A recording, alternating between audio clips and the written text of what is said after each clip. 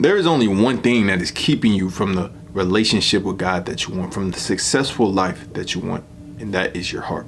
That's why the word says that we must guard our hearts, because it determines the course of our life. Because if your heart is put towards something, that is when you take action on it.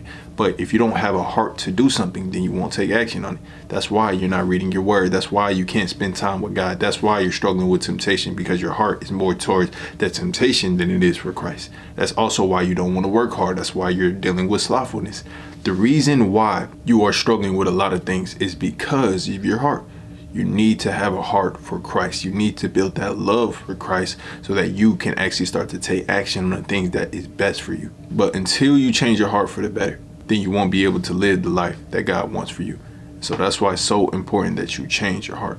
Because many times we don't know that we actually, because many times we think that just because many times we think that just because we kind of want to read the word, or we kind of desire to want to read the word, we think that that is a heart for Christ, when in reality that's not. When in reality, yes. So that's why in this video I'll be talking about the 5 ways that you can actually change your heart so that you can actually start living for Christ, and that you can actually start doing the right things. You can stop falling into that temptation, so you can start working hard and working towards the life that God wants you to live. And the first way to change your heart and start having a heart for God is actually by putting on the full armor of God and realizing that we are in a spiritual battle.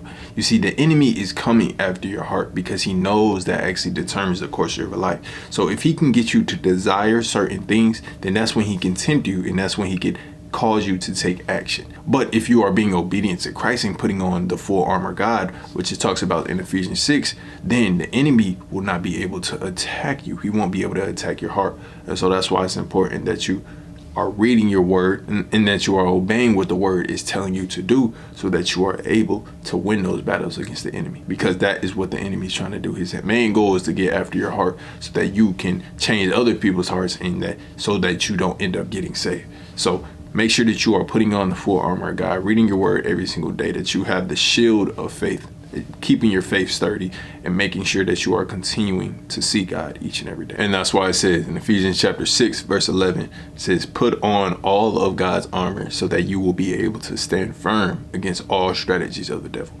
For we are not fighting against flesh and blood, but against evil rulers and authorities of the unseen world, against mighty powers in this dark world, and against evil spirits in heavenly places. So if you haven't already, make sure that you have read Ephesians, because that is one way that is going to help you fight those temptations and help you actually live a life that is pleasing to Christ. So, and that actually brings me to step number 2, which is living in the Spirit. And actually talks about this in Galatians 5, to live by the Spirit, so you are not feeding your flesh. And the way you feed your flesh, for example, scrolling on social media. If you have this conviction in your heart that you are scrolling too long, and yet you still continue to scroll, then that is feeding your flesh. Same thing with watching TV shows that you know that doesn't glorify God, or that will feed your flesh, that will cause you to give in to temptation. If you continue to indulge in, all this social media, all the TV shows, then you're going to end up giving into temptation. But if you are living by the Spirit, if you're reading the word, if you're walking in your purpose, working hard on the things that God is putting on your heart,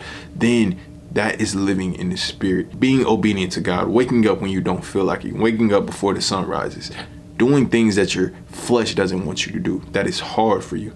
And then as you continue to live in that lifestyle, that is when you can live a life that is pleasing to God. And then that's when you will fight off those temptations. That's putting on the full armor of God, because you're actually doing the things that your flesh, because you're starving the flesh, and they're contrary to each other. So the more you live in the Spirit, then the flesh is not going to attack you as much. The temptation is going to get easy. But if you're living in the flesh, if you're scrolling on social media, watching TV shows, then the temptation is going to get hard. You're going to give in to lust. You're going to give in to, not reading the word anymore. You're going to give in to, hanging out with, secular friends, going back to parties, drinking, smoking, whatever you used to struggle with. You're going to start to go back to those things because your heart is going to desire it, because you've been feeding the flesh so much. So the way to guard your heart, or to lead your heart somewhere, is by feeding either the flesh or the Spirit. So if you want to go towards the Spirit, if you want to live more like Christ, feed the Spirit. But if you don't want to live like Christ, if you want to go back to the world, if you want your heart to desire the things of this world,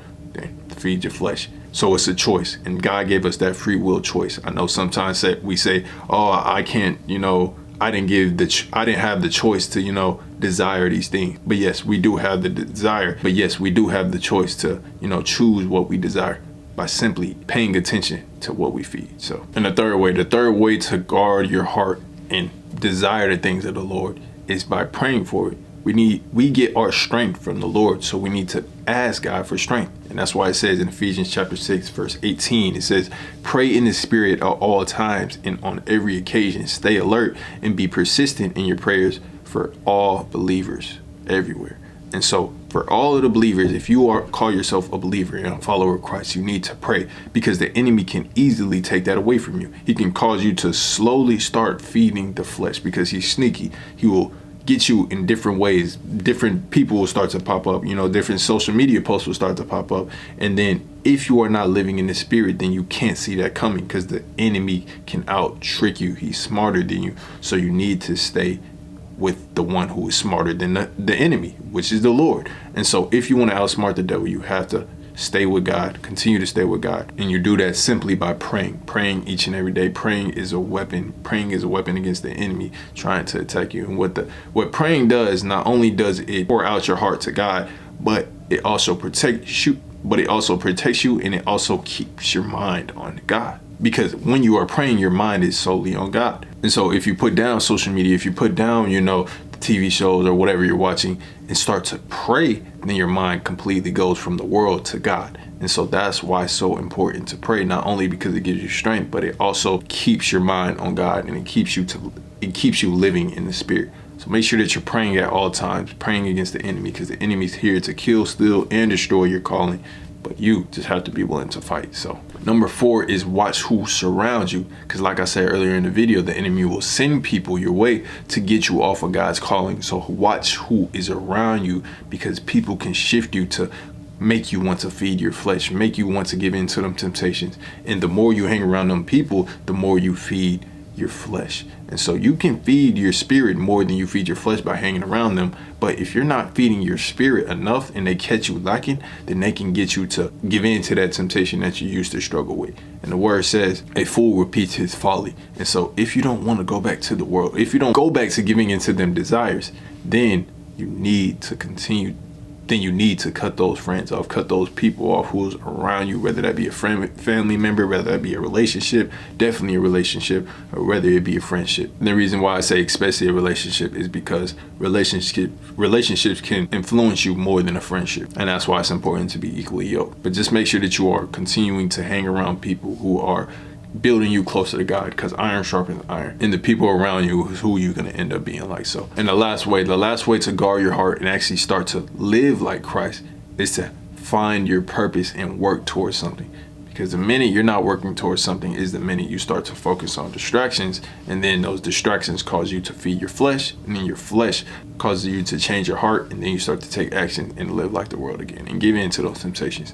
So make sure that you are finding something to do, whether that's going to college, whether that's, starting a business, whether that be getting a new job, whatever you got to do to get your mind on something productive that's going to move you towards the life that you desire, or the life that you want to provide for other people. Whatever it is, there is always something to do here on this earth. There is no reason that you should ever be bored. So make sure that you're going out there and finding something to do, whether that be working on your body. You can work on your body, work on your eating habits, whatever you got to do. There's a million things to do in this world. It doesn't even have to be recreational, because you can go out there and have fun, spend some money or whatnot, but that can run out. You can't always be doing those things. So you have to find something that's meaningful, that's going to move you towards your purpose, so that God can actually start to use you, and you can get away from them distractions that the enemy's trying to tempt you with. So make sure that you are staying in the word. Make sure that you will find your purpose. And even in the midst of that, make sure that you're keeping your mind on God. And once you do those 3 things, and once you follow these 5 steps, that is when you can live a life that is pleasing to God. And you can have a heart that desires God, desires to want to read the word, desires to want to go to church, desires to want to hang around Christian friends instead of living like the world. So make sure that you apply these 5 steps in your life. I can actually make a part 2 to this. I'd love to make a part 2 to this. If you want me to make a part 2, comment down below and I'll make it part 2. So appreciate y'all for watching and appreciate all the support. If you want to support, the link is down below. But just to warn y'all, I will never ask y'all for money. So there is people impersonating me, asking people for money, or asking people on like WhatsApp and different stuff like that. Be careful for those scammers, because that is not me. The only way to support me is the link down below, my Cash App or my PayPal. Any other way, that is not me. So, but I do appreciate all the supporters. And again, appreciate y'all for watching. But until next time, as usual, y'all stay blessed.